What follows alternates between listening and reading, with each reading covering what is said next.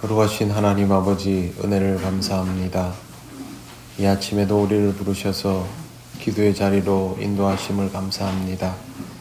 하나님 아버지의 말씀을 따라 기도의 자리로 나아가는 우리들 되게 하여 주옵소서. 예수님 이름으로 기도드립니다. 아멘. 찬송가 432장 하나님께 찬양드립니다. 큰 물결이 설레는 어두운 바다, 저 등대의 불빛도 희미한데 이 풍랑에 배 저항해하는 이 작은 배 사공은 주님이라. 나 두려움없네, 두려움없도다. 주 예수님 늘 깨어 계시도다.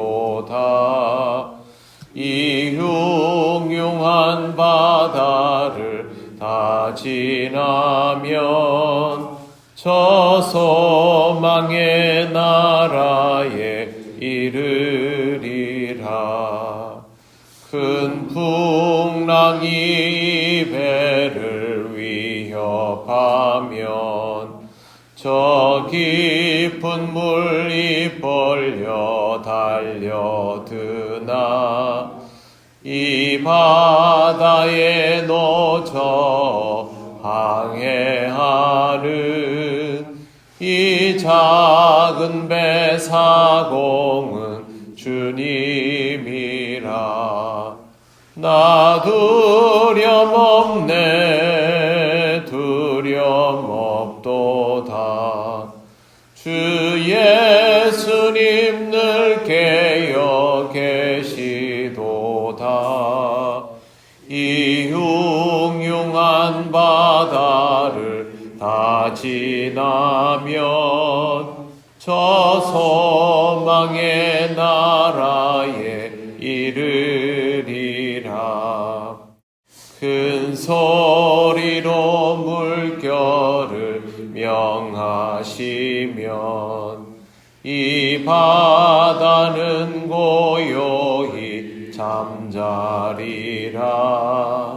저 동력이 환하게 밝아올 때 나 주 함께 이 바다 건너가리. 나 두려움없네, 두려움없도다. 주 예수님 늘 깨어 계시도다. 이 흉흉한 바다를 다 지나면 저 소망의 나라에 이르리라. 아멘. 하나님 말씀 누가복음 10장 10절에서 12절입니다. 다 같이 봉독하겠습니다. 어느 동네에 들어가든지 너희를 영접하지 아니하거든 그 거리로 나와서 말하되 너희 동네에서 우리 발에 묻은 먼지도 너희에게 떨어버리노라. 그러나 하나님의 나라가 가까이 온 줄을 알라 하라. 내가 너희에게 말하노니 그 날에 소돔이 그 동네보다 견디기 쉬우리라. 아멘. 복음을 전하다 보면 복음을 받아들이지 않는 그런 가정들도 분명히 나옵니다. 우리도 전도를 해보면 도무지 받아들이려 하지 않는 경우들을 봅니다. 복음을 전하는 일이 너무 중요하다 보니 어떻게든 전해야 한다라는 생각을 하게 되면 거절을 당해도 들어가서 전하는 것이 맞다라고 우리는 판단하고 있는데, 오늘 말씀에서는 예수께서 그럴 필요 없다라는 식으로 말씀을 하십니다.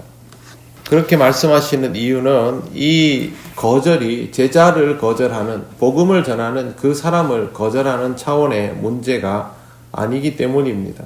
이것은 예수님의 영적인 권위를 거절하는 것으로 그렇게 말씀하십니다. 그렇기 때문에 이것은 문전박대가 아니라 복음 자체를 거부하는 경우가 되고, 만약에 복음 자체를 거부하는 것이 된다면 더 전하려고 애쓸 필요 없다라고까지 말씀을 하시는 것입니다.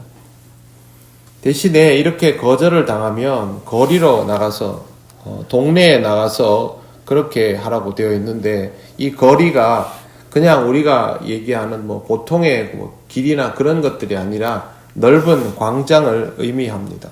사람들 많은 데 가가지고 일부러 그렇게 크게 떠들어도 좋다라는 뜻입니다. 너희 동네에서 우리 발에 묻은 먼지라도 너희에게 떨어버리노라. 이 말씀은 너희는 우리와 아무 상관이 없다라는 뜻입니다.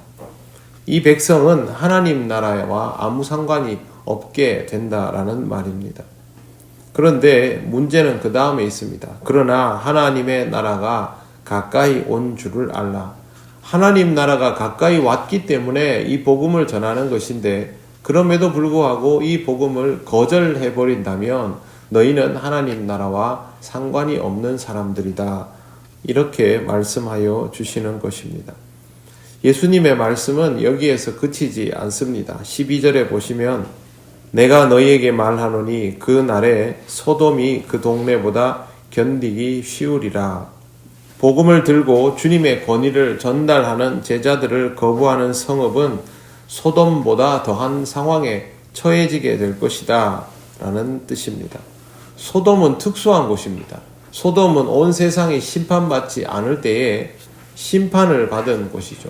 그것도 아주 국지적으로 딱 그 지역만 심판받으면서 멸망당해 없어진 곳인데, 그곳보다 더 힘들게 하나님 나라를 맞이하게 될 것이다 라고 말씀하고 있는 것입니다.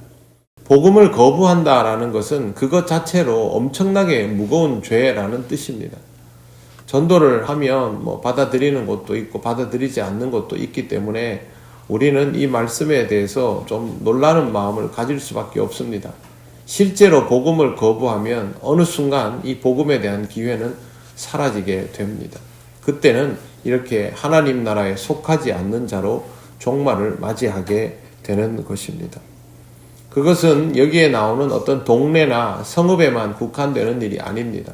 개인에게도 마찬가지이고, 또 복음이라는 것은 하나님으로부터 복음을 전해받은 자가 그 복음을 완벽하게 계속 소유하고 있다 싶어도 지속적으로 우리에게 복음이 주어지기 때문에 이 복음을 얼마나 잘 소유하고 있느냐, 또 그 복음을 계속해서 하나님으로부터 받고 있느냐 받지 않느냐의 문제도 함께 생각해 보아야 합니다. 성경에 나오는 가룟 유다 같은 인물도 늘 주님을 따라다니면서도 어느 순간부터 주의 말씀을 듣지 않는 상황에 처하지 않습니까? 그러면 하나님 나라와 멀어지는 것입니다. 우리는 항상 주의 말씀 앞에 서고 그 말씀을 받아들이는 자세를 유지하고 있어야만 합니다. 내가 복음을 가지지 못한 채로 다른 사람에게 복음을 전할 수도 없는 노릇이고, 또 그렇게 복음을 소유하지 못한 상태로 있다면 지금 여기에서 복음을 거절하는 사람들과 사실상 다를 바가 없어지기 때문입니다. 하나님 나라에 들어가는 절대적인 조건은 복음을 가진 것입니다. 그렇기 때문에 우리가 전하기 위해서도 그렇지만 우리의 삶 자체를 위해서, 우리에게 다가오는 그 종말에 하나님 나라에 있기 위해서 반드시 복음을 소유하며 살아갈 필요가 있습니다. 복음을 전하는 자는 복음을 받아들이는 자입니다. 그러므로 항상 주의 복음을 받아들여 가면서 하나님 나라를 경험하면서 그렇게 살아가시기를 바랍니다. 기도드리겠습니다. 하나님 감사합니다. 우리에게 복음을 주시고 그 복음을 받아들이며 살아가게 하심을 감사합니다. 우리가 복음을 전하는 것도 쉽지 않지만 또 우리에게 주신 이 복음으로 살아가는 것도 쉽지가 않습니다.